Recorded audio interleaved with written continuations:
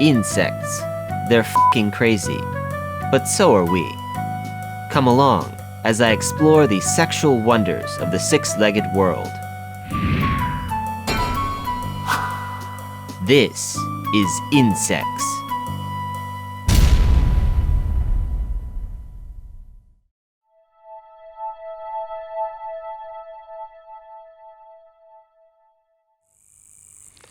We find ourselves in a lovely field in early summer. The sun has set, the crickets are chirping, the asshole mosquitoes are biting, and of course the fireflies are flashing. Or if you're from certain areas, you might say, the lightning bugs are flashing. Aren't they beautiful? But have you ever wondered, why do fireflies flash? To answer this question, let's turn our attention to a lovely human couple engaging in a very modern form of sexual communication. These flies are eating me alive, Jesus Christ.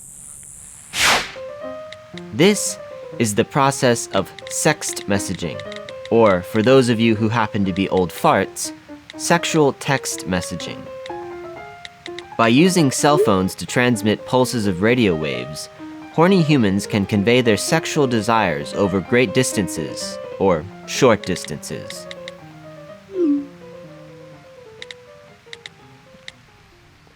Believe it or not, fireflies flash for pretty much the same reason that people sext message, to declare that they are DTF, down to f***. A male firefly flies around and flashes, hoping to catch the eye of a female.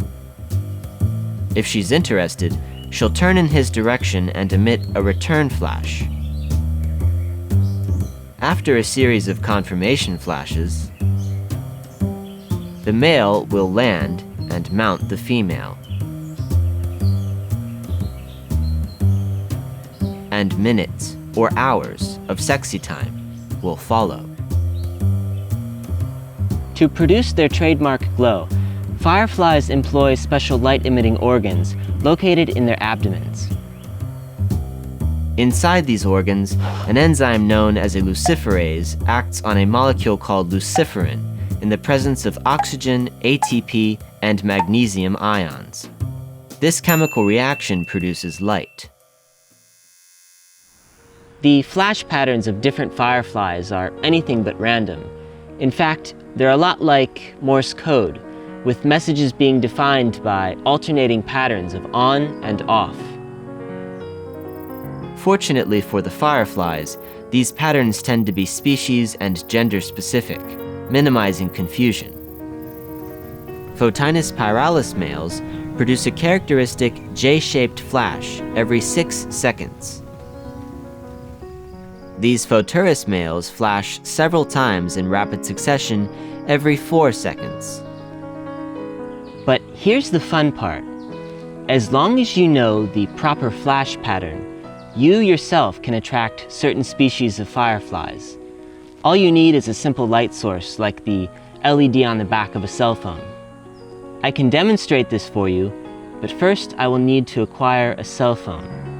And I think I know just the right place to get one.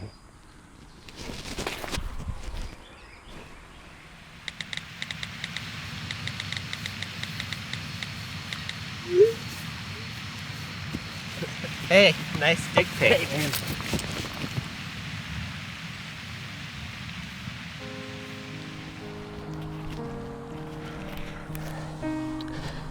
I'm going to show you how to attract fireflies of the species Photinus pyralis, one of the most common fireflies in eastern North America. These fireflies produce a very distinct J-shaped flash. First step.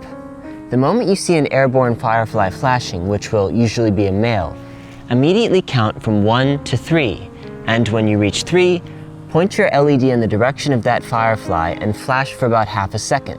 Like this. See a flash, 1, 2, return flash. If you're lucky, the male will come a little bit closer and flash again himself. At this point, you want to repeat the process. 1, 2, return flash. If you continue to be lucky, the male will come closer and closer to the point where he'll land on you or even your cell phone. 1, 2, flash. He landed on me. He landed on my finger. Sorry, little guy. No punani for you here. Look at that. Magical.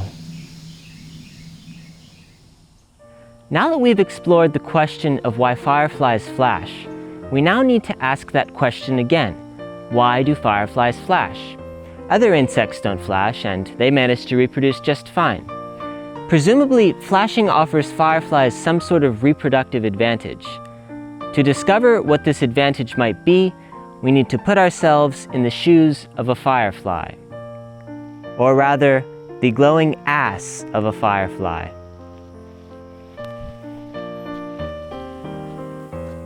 Indeed, the luminescence of fireflies is unique and remarkable. But what if we turn the lights off? This may surprise you, but there are actually some species of fireflies that cannot flash, at least not as adults. And of course, there are tons of other types of insects that cannot flash at all. Nevertheless, these species are sexually successful. How do they do it? Well, some use sound, some use color, and as is the case with non-luminescent fireflies, some use chemical signals, pheromones.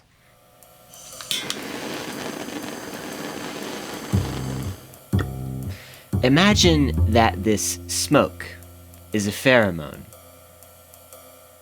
Pheromones can persist over a large area for a long period of time.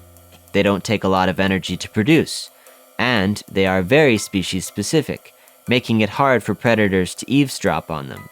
But they're not perfect.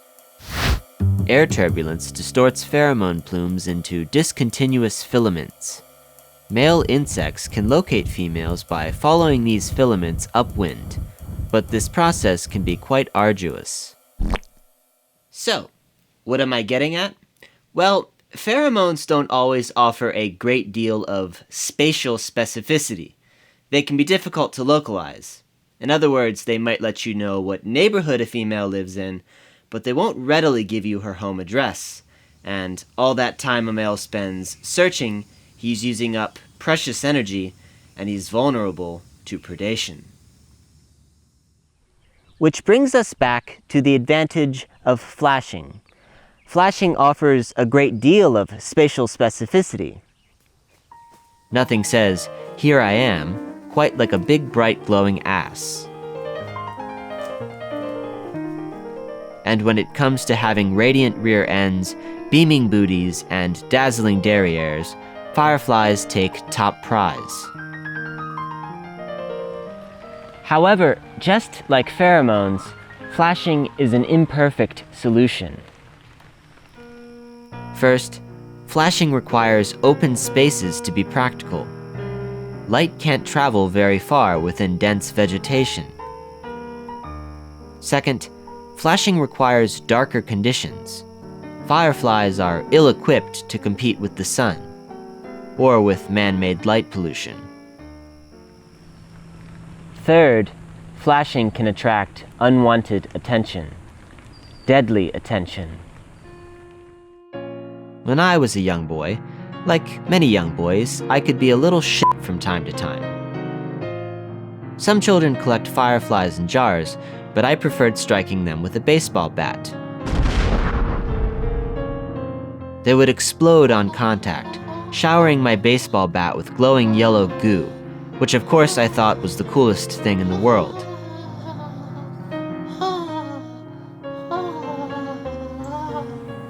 So, needless to say, not all attention is good attention. And beyond attracting evil little boys, flashing can also attract the eternal nemesis of fireflies, the so-called femme fatales. Imagine you're a man searching the internet for the woman of your dreams. Finally, you find her. She sends you all the right signals.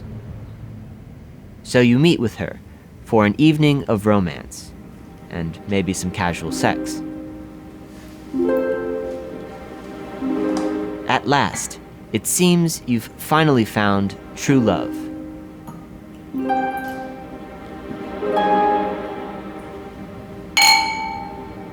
But then, you suddenly realize that something is wrong.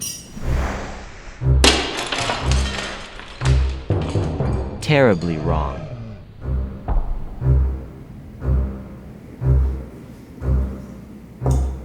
As it turns out, this woman is interested not in romance, but in a meal.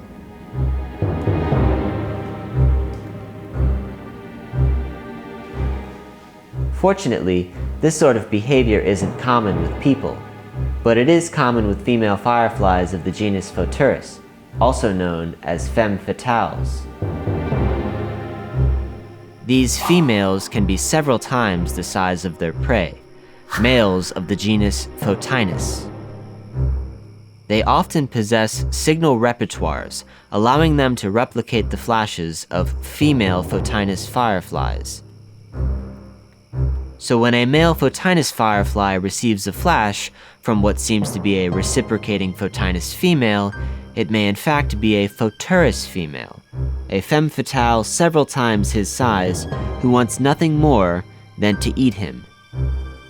And by the time he lands next to her and realizes this, it may be far too late.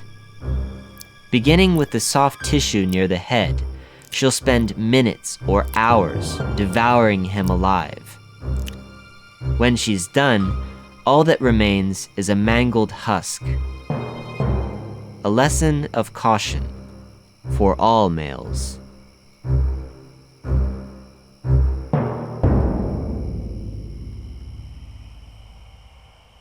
So, there you have it.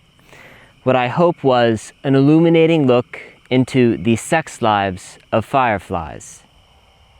I hope it was as erotic for you as it was for me.